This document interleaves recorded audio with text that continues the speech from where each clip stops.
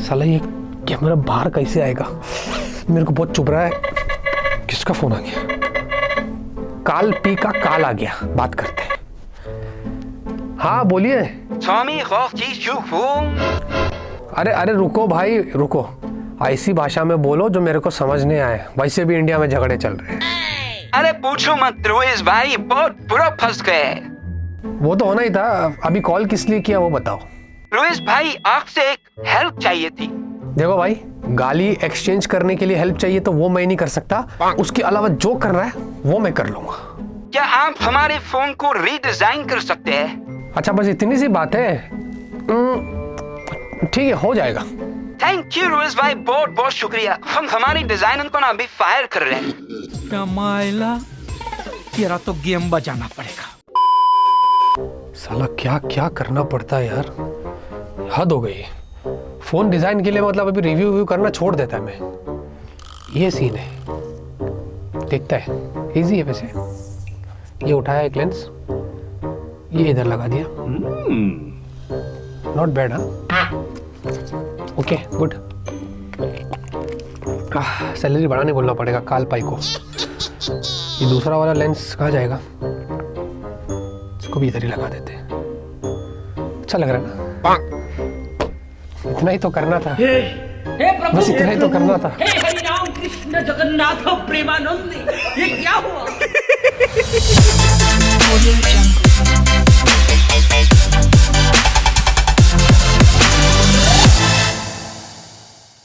बस इतना ही करने बोला था भाई, इतना ही कर लेता तो एटलीस्ट डिज़ाइन की तो तारीफ कर लेते हम। लेकिन ऐसा नहीं है, मुझे हायर कर लेते तो मैं आपको कुछ आइडिया दे देता। तो डिज़ाइन को लेकर काफ़ी सारी ट्रोलिंग हुई, हमें तो पता है।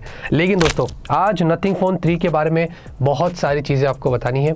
आपने सबका देख लिया, अब हमारा सुनिए और हमारे रिव्यूज़ आपको पता है कैसे होते हैं। मैं आफ्टर अ लॉन्ग टाइम, मैं ऐसे तो बहुत सारे फ़ोन से डिसअपॉइंटेड रहता हूँ। कुछ लोगों को कवर करके हम उनके बारे में बता देते, कुछ लोगों को तो इग्नोर ही कर देते। 3 फ़ोन्स मैंने, आप यकीन नहीं करोगे, इग्नोर किया। 3 फ़ोन्स जो अच्छी ब्रांड की तरफ से है। अब मैं नाम नहीं लेना चाहता हूँ। उन तीनों को मैंने मना किया, नहीं भाई प्लीज़, मैं जस्टिफाई नहीं कर सकता, आई एम सॉरी, मुझे पैसे नहीं चाहिए। ठीक है, साफ बता रहा हूँ। और कुछ फ़ोन्स ऐसे होते हैं जो डिमांडेड रहते हैं, एसर है, अल्काटेल है, लोग बोलते करो करो, तो उनके बारे में करके आपको बता दीजिए। अब नथिंग फ़ोन 3 कुछ उनमें से ऐसा है। इसमें एक चीज़ ऐसी है दोस्तों, परफॉर्मेंस के सेक्शन में आप ज़रूर देखना, मतलब मेरा होश उड़ गया था। मैंने ऐसा कभी नहीं सोचा था कि होगा। और भी बहुत सारी चीज़ें आपको इस फ़ोन के बारे में बतानी है कि 80,000 रुपये का जो प्राइस टैग लगाया है वो क्या है, वो जस्टिफाई करता है या नहीं करता है। अब पहली चीज़ दोस्तों, डिस्प्ले की बात करते हैं। देखिए जो डिस्प्ले है ना, ये 6.67 इंच का है और आपको 1.5 के रेजोल्यूशन मिलता है। एमोलेड डिस्प्ले है, 120 हर्ट्ज की आपको हाई रिफ्रेश रेट मिल रही है। गोरिल्ला ग्लास 7i की प्रोटेक्शन है, स्क्रीन गार्ड लगा कर दिया है, बेजल्स भी कम है। ठीक है, वहाँ तक तो कोई इशूज़ नहीं है। इनफैक्ट ब्राइटनेस भी अच्छी, 4500 निट्स का आपको ब्राइटनेस है। आउटडोर इंडोर विजिबिलिटी अच्छा है। कलर्स वगैरह भी हमने जब प्ले किया, non HDR video, HDR video सब पंची है। ब्लैक सही लगता है, वाइट सही लगता है, विवी एंगल्स सही है। तो यहाँ तक तो कोई प्रॉब्लम नहीं है। आपको HDR 10+ है, 10 बिट है, ये सारी चीज़ें ऑलवेज ऑन डिस्प्ले वगैरह ये सब कुछ भर के दिया, तो उसमें कोई कंप्लेंट्स नहीं। यहाँ तक तो हम बोल सकते हैं कि हाँ काम किया गया। बट LTPS जनरली हमें फ्लैगशिप्स में LTPO वाली डिस्प्ले मिलती है। LTPO और भी ज़्यादा बेटर होता है, और भी ज़्यादा उसके जो फ्रेम रेट्स होते हैं वो स्टेबल रहते हैं। वो 1 हर्ट्ज तक एज लोवेस्ट चले जाते हैं, जो कि ये नहीं जाता है। हमने इस प्राइस रेंज पर वीवो, सैमसंग, ओप्पो ऐसे ब्रांड्स के फ़ोन्स देखे जिनमें LTPO वाली डिस्प्ले। अब बात ये है कि आपने 80,000 रुपये की जो प्राइस टैग रखी है उसमें ये डिस्प्ले जस्टिफाई नहीं करता है। अगर यहाँ पर LTPO होता तो हम बोलते थे कि हाँ एक्सपेंसिव पैनल है और ये इसको कहीं ना कहीं समवॉट जस्टिस कर लेता है, क्योंकि ये जो पैनल इन्होंने यहाँ पर दिया है ये जनरल बेसिक पैनल है जो हमने 30 से 35,000 के फ़ोन में भी देखा है। तो ऐसा कुछ एक्स्ट्रा ऑर्डिनरी नहीं है इनके डिस्प्ले में, ये मैं क्लियर कर रहा हूँ। और ये फ्लैट डिस्प्ले, चलो ये चीज़ अच्छी है। और साथ में आपको यूट्यूब पर HDR कंटेंट आप प्ले कर सकते हैं, नेटफ्लिक्स पर HDR+ स्पेशल ऑडियो और प्राइम वीडियो फुल HD यहाँ पर आप प्ले कर सकते हैं। बाकी डिस्प्ले एक्सपीरियंस उसके अलावा LTPS को छोड़कर अगर बोलूँ तो ठीक है। सॉफ्टवेयर की बात करेंगे तो भाई देखिए इस फोन में एक ही चीज़ अच्छी लगी मुझे, वो है इसका सॉफ्टवेयर। हमें बताया कि नथिंग OS जो है वो अच्छा होता है, क्लीन होता है, आपको कोई एड्स नहीं मिलते हैं, ज़्यादा ब्लोटवेयर्स नहीं मिलते हैं। इसमें वैसे उन्होंने नथिंग X, GPay ऐसे कुछ 1-2 ऐप्स हमें मिले, बट आप उनको निकाल सकते हैं, लेकिन कोई एड्स नहीं आते हैं। ये सारी चीज़ें आपका एक्सपीरियंस अच्छा करेगी और फ्लैगशिप फोन्स में वैसे ही होना चाहिए जैसे कि इस फोन में आपको सॉफ्टवेयर एक्सपीरियंस मिलेगा। और ब्रांड 5 साल की अपडेट्स भी दे रही है, 7 साल के सिक्योरिटी पैचेस दे रहे हैं, ये नथिंग OS 3.5 पर है, एंड्रॉयड 15 है, और ये भी बता रहे हैं कि सितंबर तक मोस्टली इसमें नथिंग OS 4 और एंड्रॉयड 16 आएगा, क्योंकि नथिंग का जो एंड्रॉयड 16 है, नथिंग OS 4 वाला, वो सबसे पहले बताया गया कि नथिंग फ़ोन 3 में आएगा, उसके बाद इनके दूसरे फ़ोन्स में देखने को मिलेगा। तो वो तो जब आएगा बात की बात है। अच्छा, एक बुरी चीज़ ये होती है नथिंग के फ़ोन्स में कि इनमें कोई स्टॉक डायलर नहीं होता है, तो गूगल डायलर है तो बीप के साथ में आपको कॉल रिकॉर्डिंग करना है, वो पेन रहता है मुझे पता है, बट आप वो कर सकते हैं। और हमने जब इसकी अनबॉक्सिंग किया था, वैसे अनबॉक्सिंग तो आपको नहीं दे रहे, मतलब अगर आउट ऑफ द बॉक्स की बात करें तो ये जून सिक्योरिटी पैच पर था, ऐसा कोई अपडेट हमने यहाँ पर नोटिस नहीं किया। तो at the time of shoot कोई अपडेट नहीं आया है, हो सकता है जब आपको वीडियो मिले तब तक अपडेट आ जाए या उसके बाद आ जाए, क्योंकि अपडेट की इसमें बहुत ज़्यादा ज़रूरत है। और मुझे पता है कि काफ़ी सारे अपडेट्स नथिंग पुश ज़रूर करेगा, क्योंकि उनको पता है कितनी गड़बड़ी है। बाकी बैटरी की अगर बात करें तो 5500 mAh की बैटरी है, कम्प्लीटली अनएक्सपेक्टेड, क्योंकि हमें पता है फ्लैगशिप्स में भी आजकल हमें 6000 से ज़्यादा बैटरी देखने को मिल रही है, 6, 6.5, 7000 तक भी मिल रही है, और मिड रेंज और अपर मिड रेंज में तो आजकल 7-7.5 mAh की बैटरी मिल रही है। और आजकल बैटरी का डिमांड बहुत है, लोगों को पूरा दिन फ़ोन का इस्तेमाल करना है, बहुत सारे काम होते हैं। यहाँ पर सिर्फ 5500 mAh की बैटरी है, और उसके बाद 65 वाट का आपको फास्ट चार्जिंग मिलता है, लेकिन अनफॉर्चुनेटली बॉक्स में चार्जर नहीं है। वैसे भी फ़ोन की 80,000 रुपये की कीमत है, उसके ऊपर फिर 1-2 हज़ार रुपये चार्जर के खर्चे कर दो। क्या लॉजिक, क्या सेंस बनता है, मुझे समझ नहीं आ रहा है। Why to become Apple, why to become Samsung, जब आपको पता है कि आप नई ब्रांड है, कोई लग्जरी ब्रांड नहीं है। वो सारी ब्रांड्स हमें पता है उनको हम झेल लेते हैं, ब्रांड वैल्यू है, आप ऐसे क्यों करते हो? तो कोई चार्जर आपको बॉक्स में नहीं मिलता है। एनीवेज, इसमें आपको 15 वाट का वायरलेस चार्जिंग का भी सपोर्ट है, तो वो ठीक है। बाकी आधे घंटे के अंदर लगभग 50% चार्ज होता है, और 1-1.25 घंटे के बीच में ये 100% चार्ज हो जाता है। हमने वही 65 वाट के चार्जर से इसको चार्ज किया था, तो ये चार्जिंग के रिजल्ट है। लेकिन अगर बैटरी की बात करते हैं तो 2 तरीके से हुआ है। एक तो हमने 4K वीडियो प्लेबैक किया, ये सिर्फ टेस्ट करते हैं कि मल्टीमीडिया एक्सपीरियंस अगर लॉन्ग टर्म तक आप इसमें देखते हो वीडियोस वगैरह, तो वो कितना टिक जाता है। तो हमने इसमें कुछ 11-11.5 घंटे वीडियो प्लेबैक किया था, और ये अराउंड 56% ड्रॉप हुआ। यहाँ तक तो कोई कंप्लेंट्स नहीं है, मुझे लगा जनरली ठीक है, अच्छे से काम किया है। मतलब ऑन एवरेज एक दिन तक आप अगर इसमें पूरे कंटिन्यूस वीडियोस वगैरह भी देखेंगे तो पूरा दिन टिक जाएगा। लेकिन पूरी मामला कब चेंज हुआ, जब हमने इसमें हैवी टास्क किए। हमारा अलग तरीके का टास्क करते हैं, जिसमें हम लोग गेम्स खेलते हैं नॉन स्टॉप। हम लोग 1 से 1.5 घंटा 4K वीडियो रिकॉर्डिंग करते हैं कैमरे से, जो आप देख सकते हैं। उसके अलावा हम लोग सोशल मीडिया का सारा टास्क करते हैं, वीडियोस देखते हैं, बहुत सारे काम करते हैं। तो वो सारा हैवी यूज़ करते हैं, और फ़ोन को स्लीप मोड में नहीं डालते, कंटिन्यूस करते हैं। तो यहाँ पर हमने 7.5 घंटा किया, दोपहर के 12:30 बजे से शाम के 8 बजे तक, और 98% ड्रॉप हुआ। मतलब अभी तक जितने भी हमने रिव्यूज़ किए हैं, कुछ 1-2 फ़ोन्स ऐसे हो गए जो वर्स्ट थे बैटरी में, ये उनमें से एक है। आप सोचो, सिर्फ 2% की बैटरी रिमेनिंग थी 8:30 बजे में। अगर आप मिक्स्ड यूज़ करते हैं तो एंड ऑफ द डे 9-10 बजे के आसपास 10 से 15% बैटरी रिमेनिंग रहेगी। और अगर आप एकदम नॉर्मल यूज़ करते हैं, ज़्यादा हैवी टास्क नहीं करते, तो शायद 15-20% के आसपास बैटरी रह सकती है। तो इससे तो ये पता चल रहा है कि अगर आप हैवी यूसेज के लिए ये फ़ोन इस्तेमाल कर रहे हो और आपको लग रहा है कि पूरा दिन बैकअप देगा, तो ऐसा बिल्कुल भी नहीं है। एंड ऑफ द डे आपको चार्ज करना ही पड़ेगा। तो बैटरी से मैं बिल्कुल भी संतुष्ट नहीं हूँ। इनमें बैटरी में इतनी खास ऑप्टिमाइजेशन नहीं हुई है, जो हमारी टेस्टिंग में यहाँ पर पता चला है। आ रहे हैं भाई परफॉर्मेंस की तरफ। पहले कैमरे की बात करते हैं। रुको जरा, सब्र करो, घाई किस बात की, मौका सबको मिलेगा। पहले कैमरे की बात कर ले तो भाई देखिए, आपको ट्रिपल 50 मेगापिक्सल के कैमरास मिलते हैं। जो प्राइमरी है वो आपको OIS के साथ आता है, फिर आपको 50 का एक पेरिस्कोप है जिसमें आपको OIS भी मिल जाता है, फिर 50 का आपको अल्ट्रा वाइड है। रियर में 4K 60 FPS पर आप वीडियो शूट कर सकते हैं, सेल्फी भी 50 की, और यहाँ पर भी 4K 60 FPS पर वीडियो शूट कर सकते हैं। मतलब चारों सेंसर्स 50 मेगापिक्सल के, जो कि अच्छे हैं। यही एक फ्लैगशिप फोन से हम एक्सपेक्ट करते हैं। और साथ में रियर और सेल्फी दोनों में 4K में आपको HDR भी मिल जाता है, तो ये भी एक काम यहाँ पर अच्छा हुआ है। बट अगर आप ऑन पेपर्स देखते हैं, अगर नथिंग फोन 3A Pro इनका ही जो फ़ोन है उससे से अगर कैमरेस को कंपेयर करते हैं तो लगभग सेम आपको मिलता है। वहाँ पर सिर्फ फ़र्क ये था कि रियर में 8 मेगापिक्सल का अल्ट्रा वाइड था, तो यहाँ पर उसको 50 मेगापिक्सल कर दिया। और हाँ, उसमें स्नैपड्रैगन 7S Gen 3 है, तो उसके ISP में और इसके ISP में भी फ़र्क है, क्योंकि ये स्नैपड्रैगन 8S Gen 4 पर आता है। बट थोड़ा बहुत यहाँ पर ऊपर नीचे, बट ऐसा कोई over the top sensor upgrade नहीं हुआ है अगर हम 80,000 रुपये वाले की यहाँ पर फ़ोन की बात करते हैं। खैर, ये तो सिर्फ हमने ऑन पेपर्स की बात की, लेकिन अगर पिक्चर क्वालिटी की पहले थोड़ी बात कर लेते हैं तो भाई देखिए, ह्यूमन पोर्ट्रेट जो है ना वो अच्छे निकल कर आते हैं डे में। बट यहाँ पर हमने एक चीज़ नोटिस किया कि जैसे आप 1 और 2 वाले पोर्ट्रेट जूम करते हैं तो प्रॉब्लम नहीं है, लेकिन 3 और 4 वाले जब आप जूम करते हैं तो थोड़ा सा कलर शिफ्ट होता है, और जो 3 और 4 वाले फोटोज़ है ना वो स्लाइट वार्म हो जाते हैं। तो आप वो खुद यहाँ पर देख सकते हैं। तो इधर एक ऑप्टिमाइजेशन की ज़रूरत है। और 50 मेगापिक्सल वाले फ़ोटोज़ की बात करें शार्पनेस की, तो थोड़ा बहुत जूम करके देखेंगे तो क्लैरिटी इसमें अच्छी है, कोई कंप्लेंट्स नहीं है। अगर कलर्स की बात करते हैं, फ्लावर्स की, फ्रूट्स वगैरह की, तो अच्छे है, लेकिन यहाँ पर ओवर सैचुरेटेड है। कहीं ना कहीं ऐसा लगता है कि कुछ ज़्यादा ही बूस्ट कर देता है कलर्स। जो कोशिश की गई है कि भाई देखने को अच्छा लगे, लेकिन वैसा अच्छा नहीं लग रहा है, तो थोड़ा बहुत यहाँ पर कलर को उनको बैलेंस करना पड़ेगा। अगर सेल्फी की बात करें तो भाई सेल्फी अच्छी निकल कर आती है, डे में कोई कंप्लेंट्स नहीं है, लेकिन कुछ कुछ फोटोज आ जाते हैं जो थोड़ा सा ग्रेइश टिंट आता है।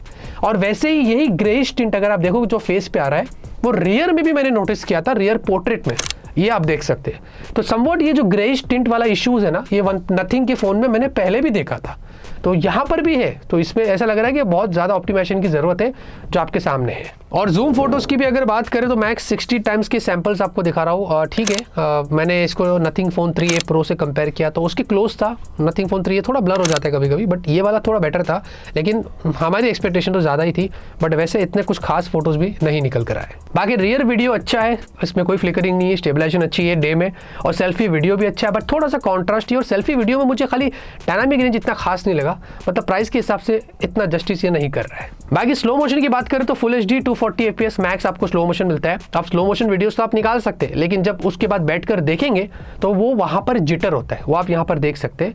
हो सकता है आपको यहाँ पर क्लैरिटी क्लियरली दिखाई ना दे क्योंकि आप अपने फ़ोन में देख रहे हैं, लेकिन हमने जब फ़ोन में नथिंग फ़ोन 3 के जब वीडियो देखा, स्लो मोशन जिटर होता है, तो ये मुझे अच्छा नहीं लगा। वैसे नाइट में अगर ह्यूमन पोर्ट्रेट की बात करते हैं रियर में, तो नॉर्मल फोटोज अगर आप पोर्ट्रेट के कभी निकाल लेते हैं बिना जूम के, तो थोड़ा सा फोटो को ओवर एक्सपोज कर देता है।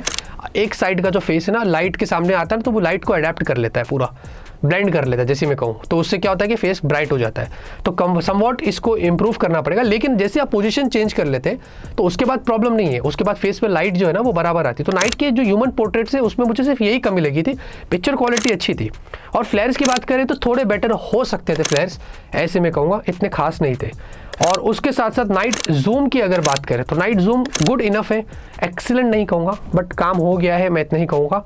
और स्काई की बात करें तो स्काई में हमने कुछ घोस्टिंग्स देखी है जो कि जनरली नहीं होना चाहिए। वीवो सैमसंग के फ़ोन फ्लैगशिप्स में इतना नहीं होता है, जो यहाँ पर हो रही है। सेल्फी अच्छी है, लेकिन ऐसा नहीं है जैसे कि 80,000 रुपये का फ़ोन है और उसकी सेल्फीज आई है, मैं ऐसे ही कहूँगा। ये 30,000, 25,000, 35,000 के फ़ोन्स में भी मैंने ऐसी सेल्फीज देखा, तो कुछ एक्स्ट्रा ऑर्डिनरी नहीं है। नाइट रियर वीडियो मुझे अच्छा लगा है, यहाँ पर स्टेबलाइजेशन भी अच्छी है, कोई फ्लिकरिंग नहीं है, तो कोई कंप्लेंट्स नहीं है। लेकिन सेल्फी वीडियो इतनी खास नहीं है, इससे बेटर सेल्फीज मैंने दूसरे फ़ोन्स में इस प्राइस रेंज में देखा हो, तो ये कुछ कमियाँ मैंने नोटिस किया। ओवरऑल बहुत सारे इश्यूज है कैमरेज के अंदर, कोई ऐसा एक्स्ट्रा ऑर्डिनरी नहीं है, काफ़ी कमियां हमने कैमरे में नोटिस करी है, और नाइट में तो काफ़ी सारे प्रॉब्लम्स है। तो ये एक अपडेट के साथ उनको फिक्स्ड करना चाहिए, वरना मुझे नहीं पता क्या होने वाला है। हाँ, अब मज़ा आएगा। स्नैपड्रैगन 8S Gen 4 के साथ आपको ये स्मार्टफोन मिलता है। अब ये 80,000 रुपये में बिल्कुल भी जस्टिस नहीं करती है। चिपसेट अच्छी है, बट जस्टिस नहीं करती है प्राइस के हिसाब से। इस प्राइस पर तो हमें एटलीस्ट स्नैपड्रैगन 8 Elite मिलना चाहिए था, और ये फ़ोन वैसे भी लेट हो गया। अब जुलाई में लॉन्च किए, सितंबर तक तो स्नैपड्रैगन 8 Elite 2 आ जाएगा, तो वो वाली चिपसेट थोड़ा लेट लॉन्च करके डाल देते तो भाई हम बोलते हैं कि चलो 80,000 में स्नैपड्रैगन 8 Elite 2 मिल रहा है। लेकिन वैसा कुछ नहीं है, इन्होंने क्या हिसाब से ट्रू फ्लैगशिप का टैग दिया और ये वाली चिपसेट इसमें लगा कर दी है। खैर, अभी ऑन पेपर्स की बात करें और फिर फिजिकल टेस्ट भी आपको बताते। Antutu हमने किया तो क्लोज टू 2 मिलियन था, मतलब 1.88 मिलियन के आसपास कुछ स्कोर्स थे। 48.8 डिग्री सेल्सियस ये फ़ोन हीट हुआ, बहुत ज़्यादा गर्म था जिसकी कोई हद नहीं थी। ठीक है, इसको एडजस्ट कर लेंगे, कोई प्रॉब्लम नहीं है। हमने CPU थ्रॉटल किया, स्कोर्स तो अच्छे थे, 85% ज़्यादा थ्रॉटलिंग नहीं था, लेकिन 56.7 डिग्री सेल्सियस हीट हुआ था। मेरी हिस्ट्री में 10 साल के करियर में आज कमिट करता हूँ मैंने इतने फ़ोन्स की टेस्टिंग करी है, इतने रिव्यूज़ किया है, मैंने 52, 53 तक देखा है।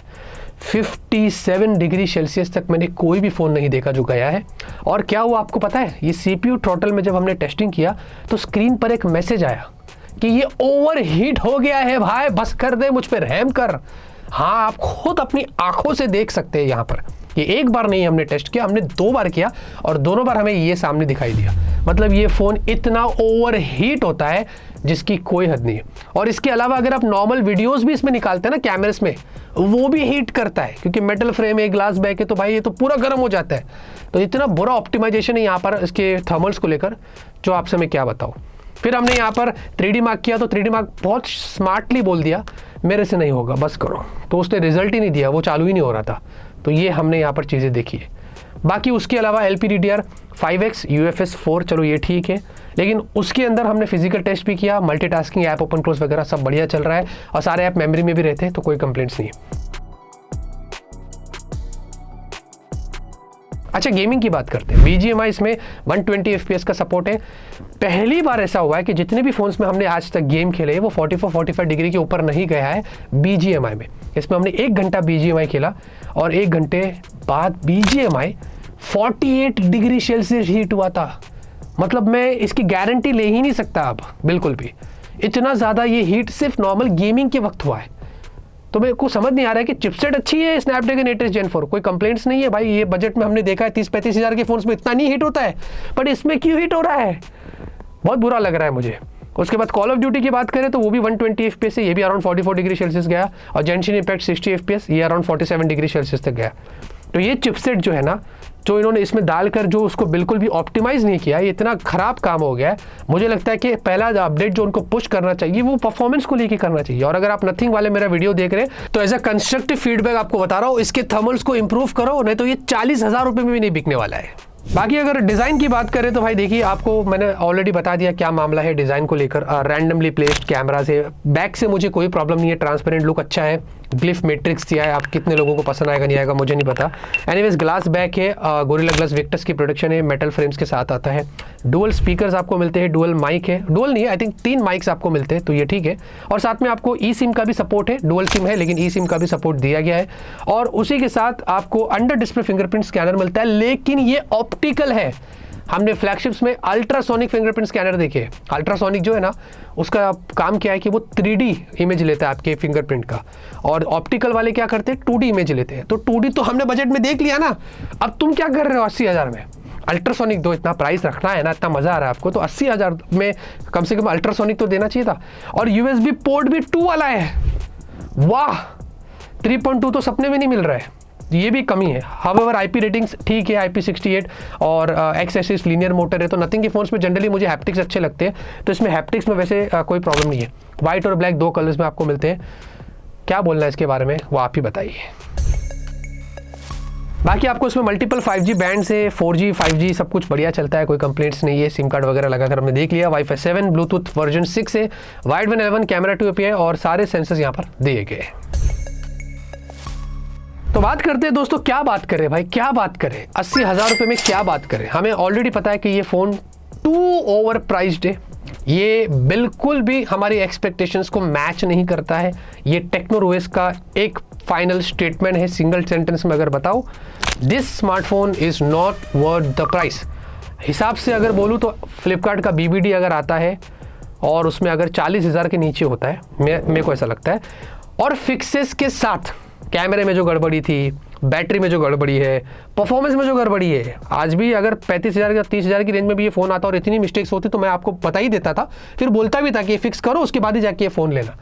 मेरे हिसाब से फिक्सेस करना चाहिए, और उसके बाद अगर 40,000 के नीचे ये फ़ोन BBD पर आ जाता है ऑफर लगाकर, दैट टाइम मैं बोलूँगा कि हाँ ठीक है, कोई प्रॉब्लम नहीं है, तब कंप्लेंट्स नहीं है।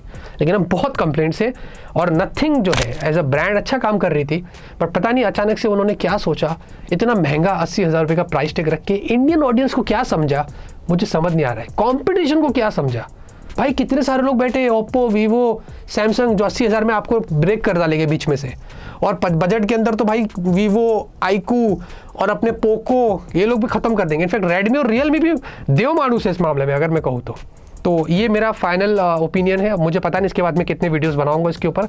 अगर आपको कंपैरिजन देखना है तो मुझे बताइए, मैं प्लान कर रहा हूँ एक पोको F7 के साथ में। It doesn't make any sense, pricing में बहुत गैप है, बट स्टिल फन के लिए अगर आपको चाहिए तो कमेंट में ज़रूर बताना। लाइक करिए, सपोर्ट करिए, सब्सक्राइब करिए। तब तक के लिए ऑलवेज कीप स्माइलिंग।